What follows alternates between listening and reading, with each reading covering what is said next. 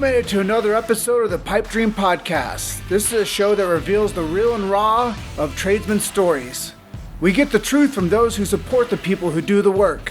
We also take a deep dive with resilience experts and those who do the heavy lifting supporting the labor force. Listen for today's tale from the trench.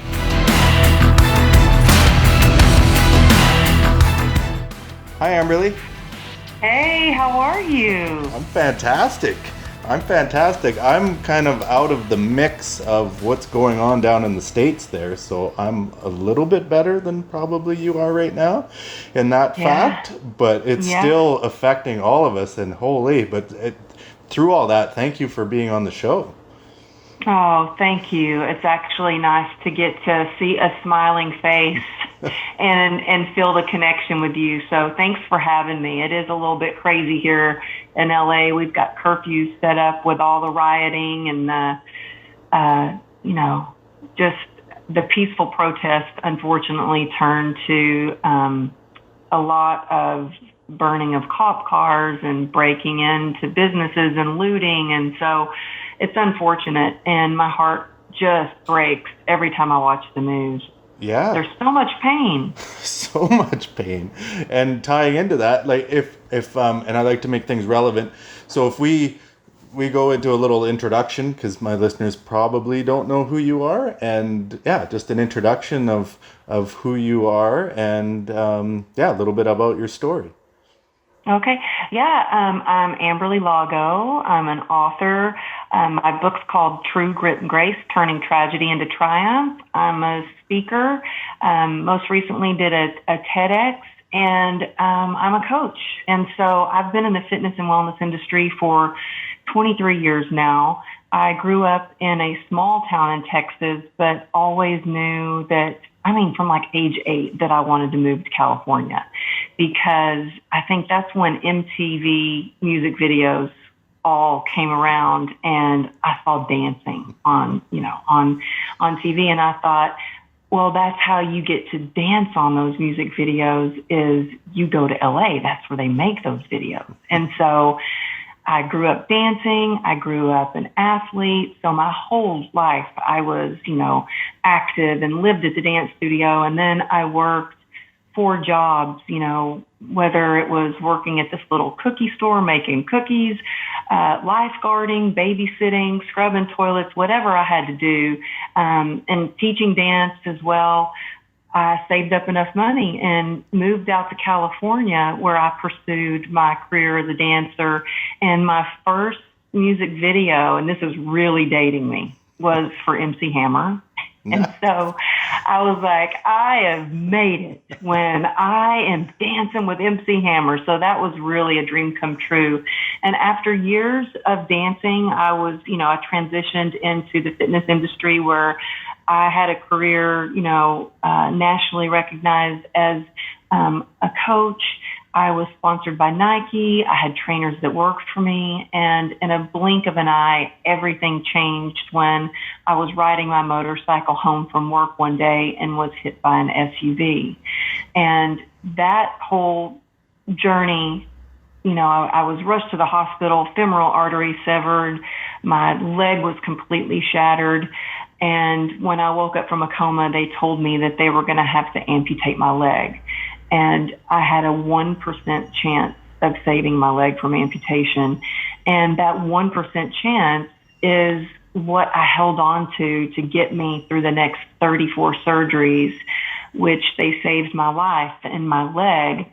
And, but it was really, I hit a rock bottom when I was then diagnosed with complex regional pain syndrome, which, it was a lot getting over all those surgeries, but the hardest part is I still live in pain. So when I really hit rock bottom was not when I was like, okay, I'm not going to be able to train clients the way that I used to, or not even I'm not able to run the way that I'm used to. It was really when I was in denial about being diagnosed with this disease, and I realized, oh my gosh, this is the rest of my life. This pain disease is ranked highest on the pain scale. It's dubbed the suicide disease because it leaves you in constant chronic pain. And so a lot of people either kill themselves right away when they think I'm going to have to live the rest of my life this way, or they slowly kill themselves with drugs or alcohol, which is what I started to do. I mean, I had survived this horrific accident only to slowly be killing myself spiritually, mentally, physically, in every way because I was in so much pain. And so I had to really dig deep and figure out some tools to climb out of that darkness and turn my pain to purpose. And that is what I'm so passionate about doing now, is really sharing with others. Because look, pain's pain. With what's going on in the world today, we have pain. So whether, I have the physical pain, I also have emotional pain.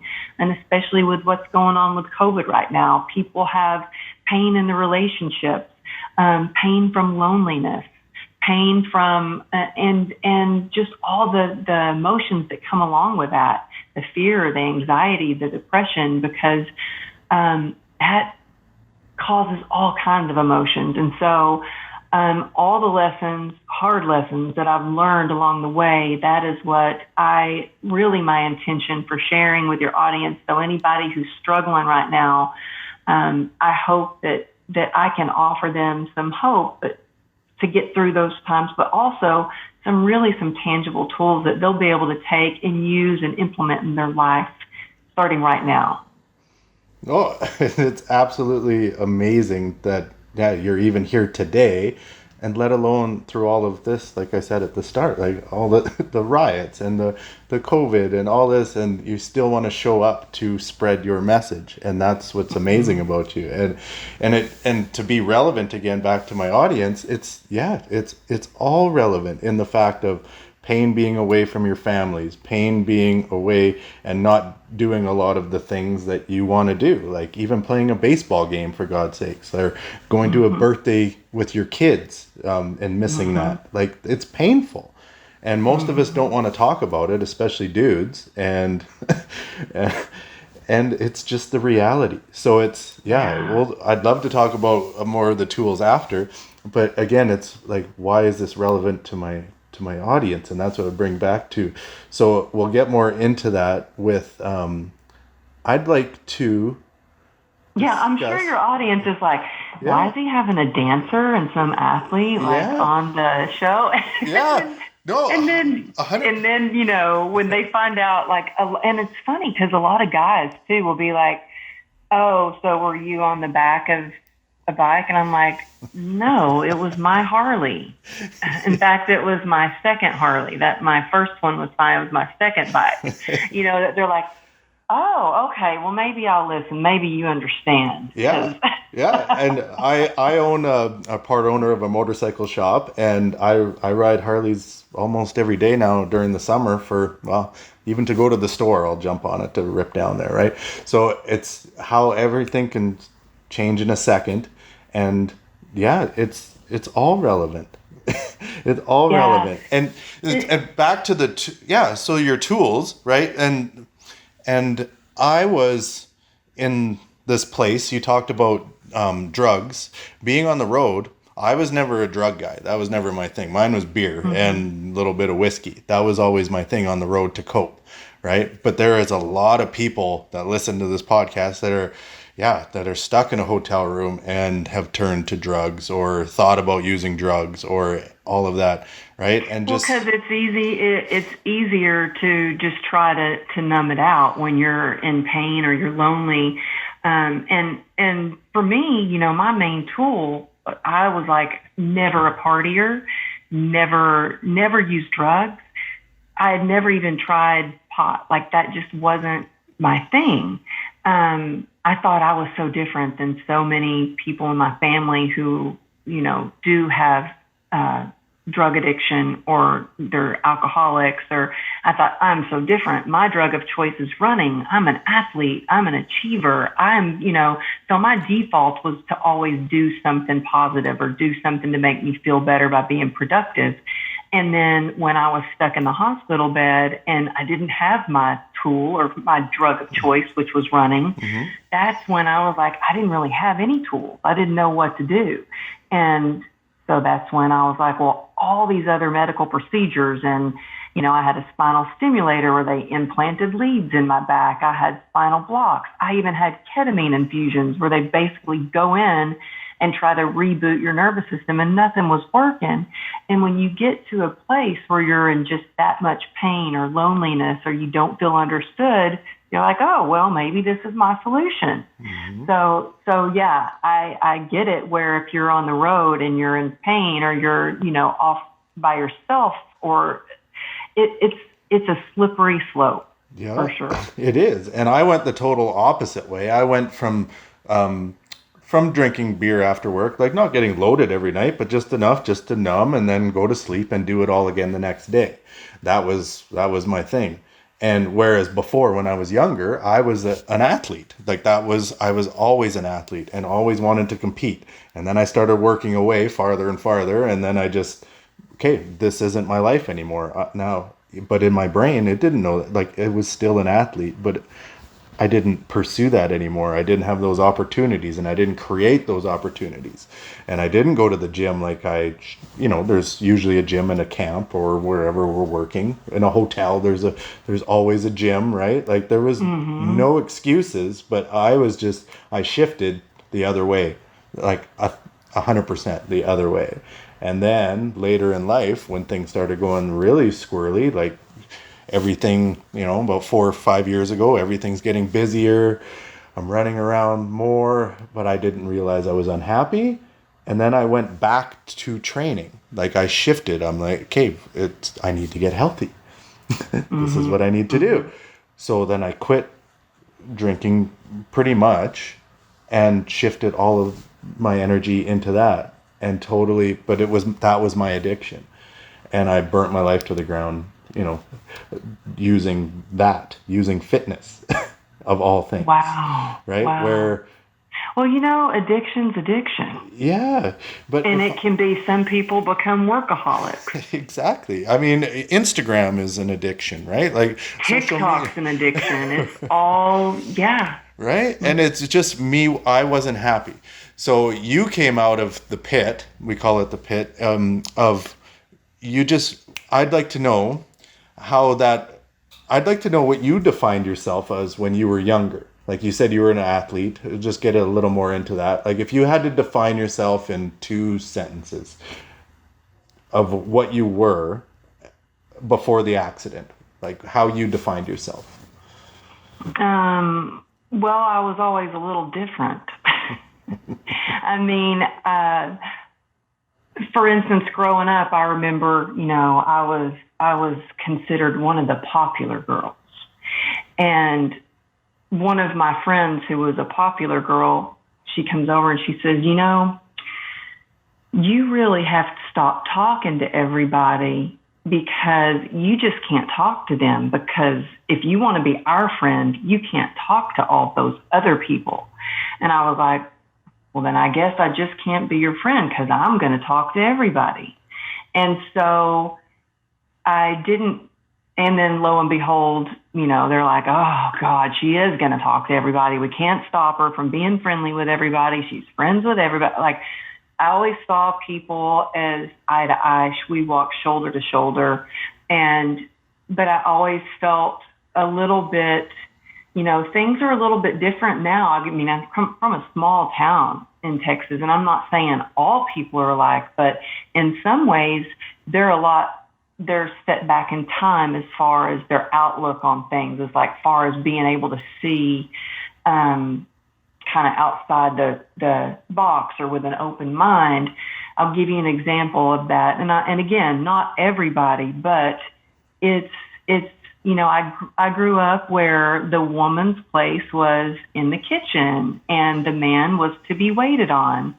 And just not that long ago, well, it was when Hillary was running for president, and I'm not a political person, but my mom, we were driving down the road, she goes, well, I just don't know why Hillary would run. We just can't have a female president. We're just too emotional. And I was like, oh, Mom, I was like, no, I've just always thought that it doesn't matter, if you're male, female, what color you are, that to really strive to have equal rights, and I know that that's going to be something, as we see right now with what's going on in the world, that it's going to be a constant battle to try to get that. But I was always a hard worker. I was always a person who wanted to sort of try to make people feel a part of and empowered. I was always a helper. I always wanted to be a good teammate. And, for instance, when I took my first TAP exam, I felt like I just passed because the teacher could tell I was so scared and so nervous. And I forgot the most important, the easiest thing in TAP is called a shuffle. And they could see how scared I was, so they offered me the easiest question, and I totally failed it, totally bombed it. And they let me pass. And I didn't feel good about passing because I felt like I barely made it. They felt sorry for me. And so I vowed to myself after that to work harder than before, to always learn the TAP steps, and then teach people that were learning themselves to do the same. And I became a TAP teacher. And then actually the first time we were talking about, before we started this interview, about TikTok, and I just got on TikTok because my daughter was like, "Oh, you're too old for TikTok, Mom." And I put on my TAP shoes for the first time since my motorcycle accident just the other day. And I did a little tap step, and I was so emotional because I was like, oh my gosh, I still know how to tap. I can still tap even though I have this pain, even though my ankle's fused, even though my leg and foot is completely made of metal. I still was able to dance. And I think those little things that we grow up with and that define us or help define ourselves, they really, like my coaching, my track coach, my dance teacher, those people, those mentors really helped me define what I wanted to do. And they've helped me all throughout life with, running my business, with being the kind of worker that I am today, with being the kind of, partner or person I am in society. So I think it's so important to surround yourself with positive people, but also really strive to have a mentor, somebody that can show you the ropes and teach you how to be a good business person and a good person in life in general. Oh, yeah, absolutely. And it's the reason I asked about the, if you had to define yourself. So, when we're, comes back to being relevant. So when we're away at work, we're used to acting a certain way, being somebody that maybe we don't want to be to impress a bunch of people and to work up the ladder. And then we come home, and you're also, and being away, we're also looking after, doing some very dangerous work, right? So there's always that element of adventure and responsibility. Then we come home and everything's different. You're not able to talk to your spouse the way that you talk to a guy at work, right? And you've been doing that for a couple weeks or a couple months, and now it's all different. Now you're expected almost, right, to be somebody that that you're not in a lot of ways, right? And you're meant, and it goes back to, the perceptions, right? Of, like your mom said, like, oh, we can't be that way, we're, and it's the opposite for the dudes, right? You're trying to downplay at home kind of what you're what you're acting like at work, right? So very tough. Well, I understand, my husband is retired, but he was a lieutenant commander, and he was pretty good about leaving his job, and leaving all the stuff at work and coming home and being able to compartmentalize stress at work or how he handled things at work. But there were often times where he would come home and start to be a drill sergeant, and I'd be like, whoa, buddy, I'm not one of your officers. Like, I'm your wife. Yep. We are partners. We are side by side. We communicate. But I think it really boils down to being comfortable in your own skin, being confident about who you are as a person, like, and not having to feel, like you're different in this situation or this situation, that you can just be free to be yourself. But, I think, and that's in a relationship, it's so much about communication and respect and integrity. And I think that I've been divorced. I've been divorced twice. This is my third marriage, and it's my husband's third marriage. And I thought I was never going to get married again. I was like, this is it. Now, we've been together almost 15 years. But I thought, if I do get married again, it has to be with someone who has the same core values as me, which is family, but integrity, honesty, authenticity, all those things, trust, because I think those things are important, and the respect for one another. But it is hard when, I also live a different lifestyle that he doesn't understand. The past 2 years, I've been traveling. Before COVID, I was traveling all over the country at conferences and speaking, and he didn't understand that my work schedule or what that entailed or how intense it could be. And what helped with that is I had the opportunity to bring him along, and he could see how, because a lot of times he would just come with me, but him and my daughter would go off and like have a vacation and then meet me back at the hotel after the day was done. But I invited him to come and be with me. I was speaking at the LA Convention Center, so he could see what I was doing. He saw me being escorted from this stage by the Secret Service. I'm used to what he's done stuff like that, but by security, then escorted to another stage by security. And I could see it click like, oh, wow, she's working really hard and this is intense. And she's been at this for 12 hours on her feet. So it gave him an understanding and appreciation. So I think if, the guys that are listening and their wives or the, partner, if you're, I don't know how many female listeners you have.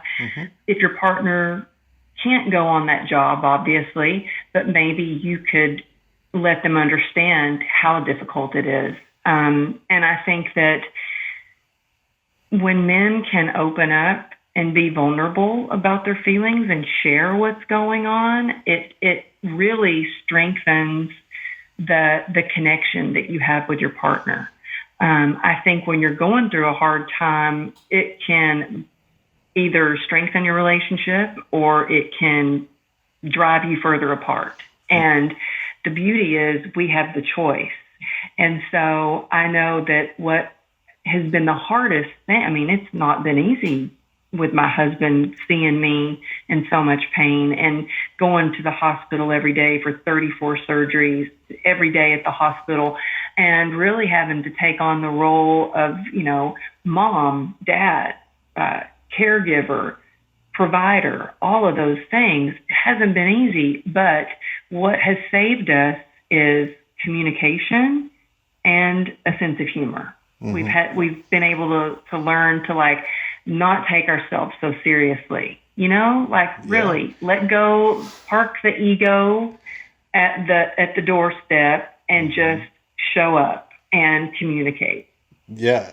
And where I personally went sideways when I felt very overwhelmed and we were going through a move, to maybe get out of the oil field lifestyle. And I freaked out, 100% freaked out and internalized. Change is scary. Yeah. I internalized everything.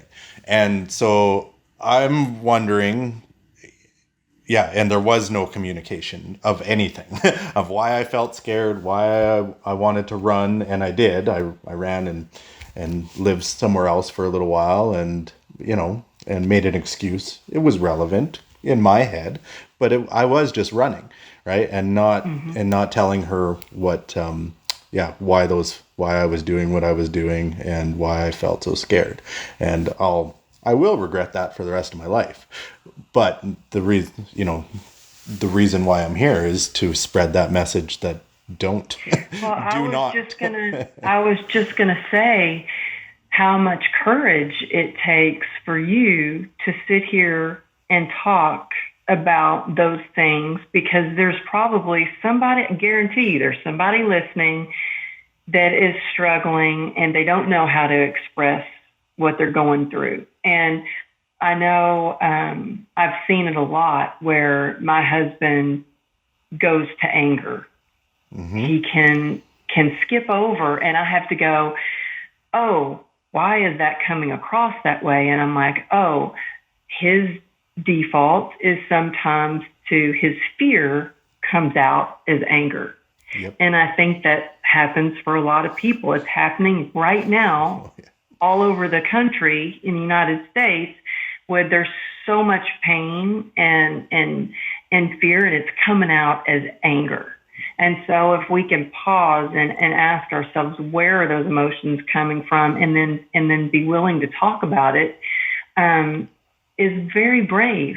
Mm-hmm. And the thing is, look, I grew up, I'd like to say I grew up in Texas, where it wasn't okay. Even though I was a woman, it was not okay to express how I felt or let somebody know that maybe I was hurting. I was taught, I didn't cry tears until I was, I think, 25 years old. There was a time when I just didn't cry at all because I was sexually abused from my stepfather and verbally and manipulated. And he would, when I would break down to the point of crying, he would laugh at me and say, I got you. So my defense was I am never going to cry, because crying means weakness, and I will never be weak. And what I was doing was I was actually just stuffing all those emotions down. Yep. And it took me years to process all those emotions. But if we don't let our emotions and our pain and our trauma gently rise up to the surface and really take a look at those things, we can't do things to fix it. Mm-hmm. So if we can stop and acknowledge those feelings, as hard as it may be, then we can take some action steps to actually heal it. And so I think that's relevant through, whether you're in a relationship and you're talking to your partner. It's relevant that with what's going on in the world today with so much pain and racism. It really starts at home at your dinner table. Mm-hmm. That we have to heal our families and heal ourselves, and that's how we heal the world. Oh, yeah. And in our program, we deal with it every day, our feelings, and it's crazy. So it's an app on the phone, and that was developed by a few people now, and it's been morphed, and it's done different way. DeMartini has the DeMartini method, right? And Brene Brown has hers, right? And then the work, and so it's been done a few different ways, but this one is ours, and it's awesome. And you just start with a trigger, and then you end up with the opposite story, and you just run through the stories of your head, basically. And in the mix, you have your mission statement and your values, and then you end up with an epiphany at the end and a go forward action with I love that. And what is that? We call it it's called the Patriot missile game is what we call it. And, but yeah, it's been branded a few different ways, and it's just cognitive behavioral therapy is what it is, but it's just every day deal with a trigger, good or bad. Like gratitude can be a trigger as well, right? Like being happy is a trigger. You're happy, you're sad, one or the other, right? Mm-hmm. So, a lot of other a lot of other feelings, but yeah, you're dealing with it every day. And it's been a game changer. I think kind of what you're explaining is part of what I do a lot of in my coaching is I teach people how to shift their perspective and get unstuck. Yep. Because you have the power of choice. And once you realize you have that power of choice, your whole life can change. And it's just retraining your brain to to quickly get those things and shift your perspective. And I think that really it's what you focus on. I think really truly resilient people choose very carefully what they put their focus on, and they choose to focus on the positive in life. It's not that crappy things don't happen. It's just they figure out, well, I'm not in control of that, so why am I waste my time thinking about it? But I can control this over here, and I can work towards this over here, so that's what I'm going to do. And so I think the Serenity Prayer is one of my favorite prayers, just to remind me of, what am I thinking about? What do I need to turn over? What do I need to ask for? What do I need to be grateful for? It's just a good place to start through any life's challenge. Yeah, and that's where I wanted to go next was I seen in one of your interviews, so where the shift came, from all of the drugs and all of the, what did you call them? The snake healers and, Yeah, because at one point I was on 11 different prescription medications. I was on 73 homeopathic pills. I had tried just about every kind of treatment for pain. Nothing was working. We had a lien on our house. We borrowed money from a friend, all because of medical expenses. I was now out of work, and that's when it spiraled down worse because I now didn't have a purpose. I'd worked since I was like 13 years old, and now because my pain was so high, I had to stop training clients. And so it just gave me more time to have a little pity party, drink a little bit more wine to try to numb out. And I remember having thoughts of, I don't want to live anymore, but I'm too scared to die.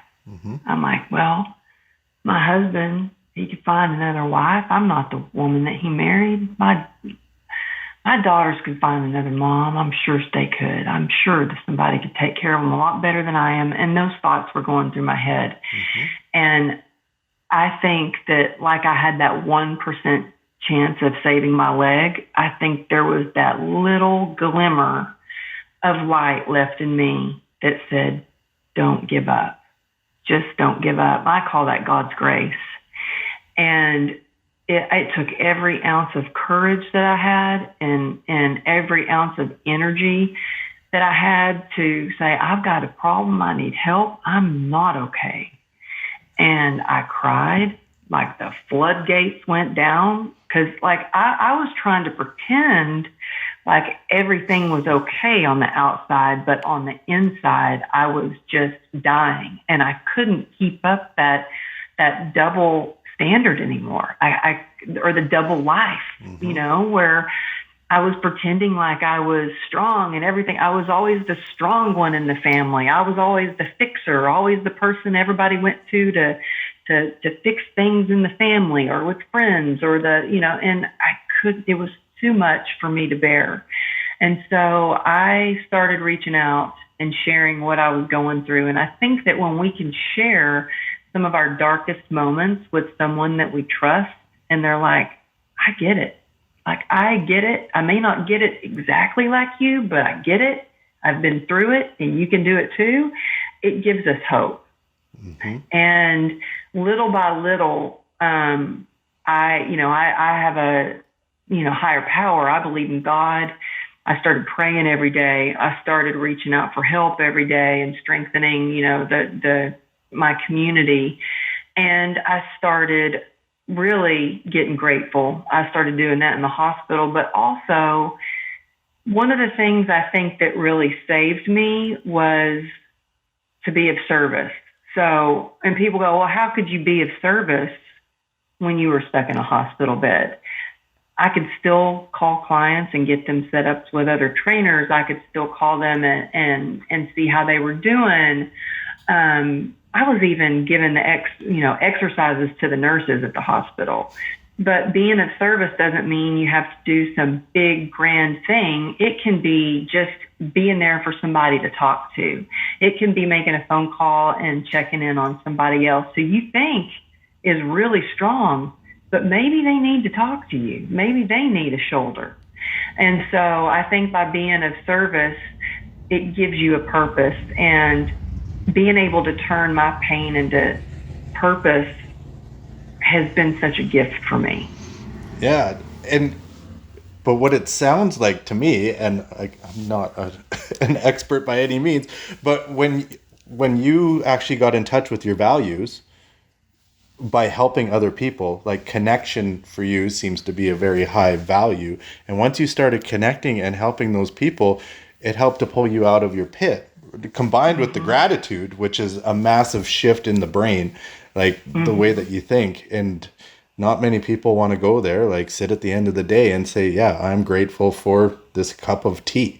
Like, I'm grateful that I'm not freezing to death right now. Like, and I think it's, I still have a gratitude practice. I mean, it's such a big part of my life that I even have a free downloadable gratitude journal on my website. Every morning I have an accountability partner, and we share with each other one thing we've read out of either a self-development book or a spiritual book, and we write down 3 things we're grateful for. And it's not, oh, I'm grateful that I have a roof over my head, or I'm grateful, and it can be that, but it's really the little things like that you're grateful for, and not just saying it, but feeling it. Really feeling it and feeling what that feels like, because I mean, it's easy when things are going good and then you have a bad day to let it like screw your day up or get you in a bad mood. For me, I can easily get frustrated that I get out of bed and it's hard to walk. And I could let that ruin my whole day. But by going, okay, you know what? I got out of bed. Doctors told me I'd be wheelchair bound for the rest of my life. I might not be walking perfect, but I'm walking. I was supposed to have just one leg. I've got both my legs. It's not real pretty. It's all scarred up and deformed, but it's my leg. And so by shifting your perspective that way and focusing on, you big, strong guys might want to say hunting for the good. Or, I say counting your blessings, getting grateful, whatever you want to call it. It does change your life. It changes your day. And every day starts to gradually make your life better. And before you know it, you're like, oh, wow. Oh, I really do have a great life. And the more we focus on the good keeps getting better. Yeah. And you've created all of that into a package that you call the Pacer, right? Yeah. Well, I had to come up with something quick. Like, I'm like, I need something I need to fix. I need a reminder quick.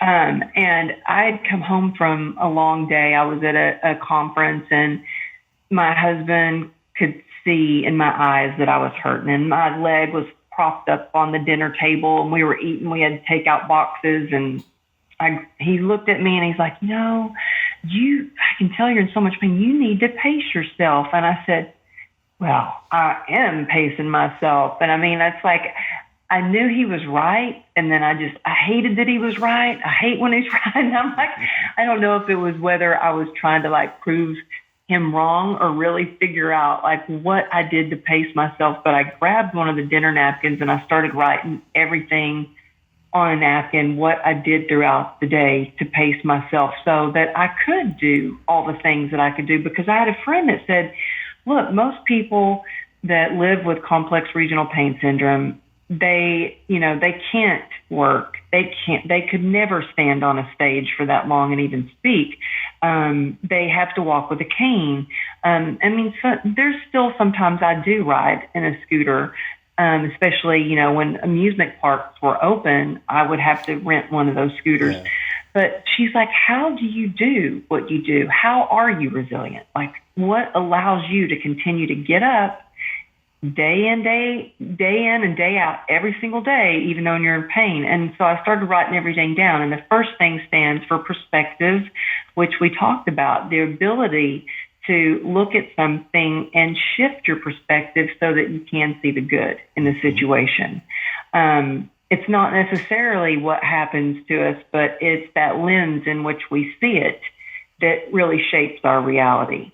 The second part is A, for acceptance. And I lived in denial for a long time. I did not want to believe that I had this nerve disease. Then I didn't want to believe that, I might be drinking a little bit too much. And so until we look at those things, so that could be like your financial situation. Mm-hmm.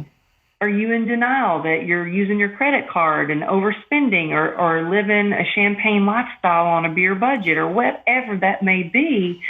If we don't look at what's not working for us or what's broken, we can't fix it. So acceptance is really a part of any kind of transformational journey or healing journey. Mm-hmm. The C in PACER stands for community. And you really hit the nail on the head. One of my values is connection and community.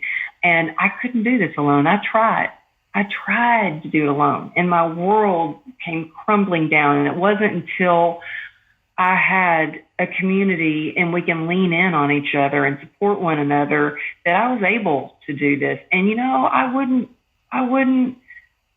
I don't take credit for anything that I have. I mean, yeah, I work hard, but I'm nothing without my community, without my family, without my fellow CRPS warriors, without my sobriety sisters. I've got nothing. That's community's everything to me. The E in PACER stands for endurance, and it really takes, a lot of endurance and stamina to get through the hard times. It's taken a lot of grit just to get through the past 3 months of the pandemic. And that is where your passion and perseverance really comes into play. Because when we focus on, why we do something, we can get through almost anyhow. Mm-hmm. And then the last part of PACER is rest. And that was probably the hardest thing for me to learn. In fact, I wanted to call this just PACE. But I kept learning over and over about the rest. And rest is essential. We can't be resilient without the rest, without rejuvenating, without rebooting, without refueling, without recovering. It's essential. And so that's why, even before we started recording, I was like, yeah, I took a day off. I actually took a day off. Sundays are usually a busy day for work for me. And I was like, I just need time off to go to the beach and just kind of rejuvenate myself with so much going on in the world. And so I think that whether, when I was explaining this whole PACER method to do my TED Talk, because they called me to do a TED Talk and you have to share the most important message of your life. And I was like, wow, well, maybe I'll share PACER with them. And it was scary. I was so, intimidated to do it. And I ran it past my 25-year-old and I asked her, I said, I'm thinking about sharing PACER. What do you think? And I told her what it was and how it works for me and how it really helps me be resilient. And she said, well, yeah, Mom. She said, that hasn't just helped you get through the pain.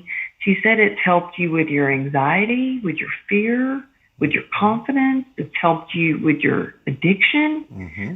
And I said, you're right. And so I share this because it helps me. It's changed my life. It allows me to get through these difficult moments. And so I'm grateful that I've had this tool I've seen, unfortunately, a lot of friends and family members crumble under the pressures of COVID.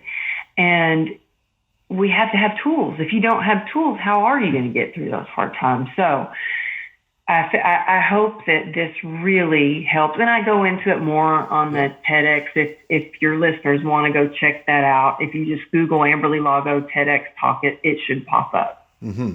Yeah, and it's very inspiring for sure. But just quickly we'll just tie it back into what you said before about finding people. So when we're younger, we have mentors and we have coaches, and because you're always being taught something, right? Yours was dance, and yours, but for us, a lot of it was like baseball or football. You always had that coach, and then we get to be an adult, and then you're off. Here's your wings, take off. Like, okay, go figure it out. And now you just have whoever you hang out with. That's your mentors. Not a lot of people have that shining light of, yes, like, so now my big thing is I have coaches, right? You're a coach as well. But you also have a coach, I'm assuming, right?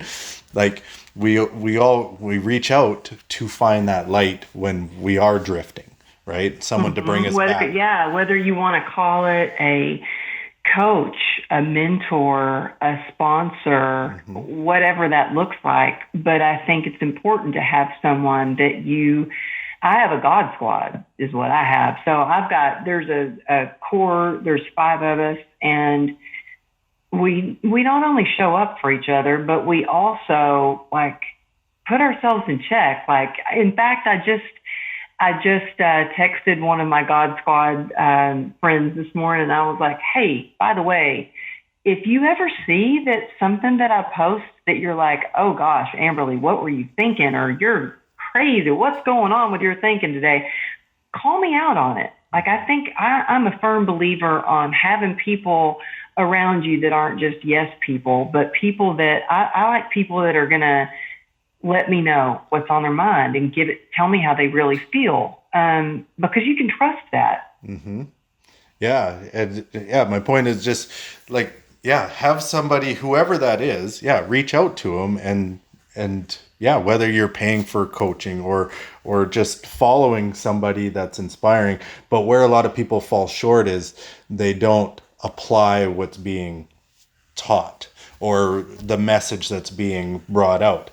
So that goes back to implementing, like you say, when you learn something, you have the girls or those girls, right? You teach it to them and it only compounds it in your head, right? So that's part of our method is, we learn something and teach something every day, right? For business wise, but it can be anything in your life if you learn something.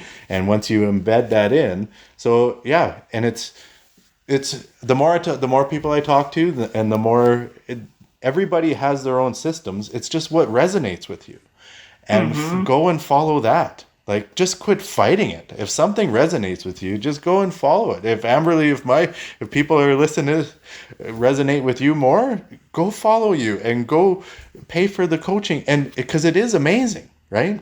It's amazing. And I don't care what it is. Just go out and find it and find your light. Because just being addicted and living in that world of pain, it's not fun. And I've been there, and I never almost lost my leg, but I was in the place where I didn't want to go on any longer. And it's painful to say. And but if we can help each other, and thank you for being on the show, 1,000%. Thank you. Yeah. And thank you. Where can people find you? I know you said the TED Talk, but where can other people find you? Yeah. Well, you can. I offer lots of free resources on my website at amberlylago.com. So there's different resources that are for free there. They can find my book, True Grit and Grace, there. It just came out on Audible.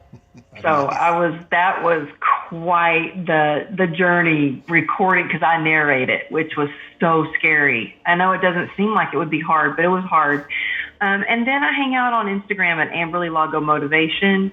For any TikTokers out there, I just got on TikTok, learning how to work that at Amberly Lago. So I check all my DMs. If you want to reach out through email, you can email me at amberlylago.com.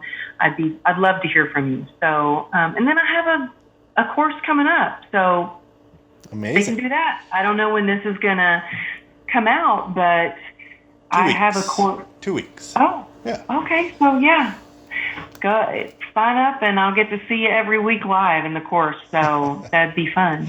Oh, absolutely. And is there anything else that you'd like to wrap up with that we maybe not have touched on, or? Well, I just wanted to say thank you for having me on, and you offer such a wonderful space for men to step into really expressing how they feel and then offer tools to get through some hard times. So thanks for letting me share my story. And again, if you can take one thing away from my message today, really know that hope is available and change is possible, and the choice is yours. Oh, absolutely. And thank you again. And I just love it. So keep on putting out the content. I love it. Thank you. Thanks for having me on. It was so wonderful talking to you. Absolutely. And we will chat with you later. Okay. Be safe out there.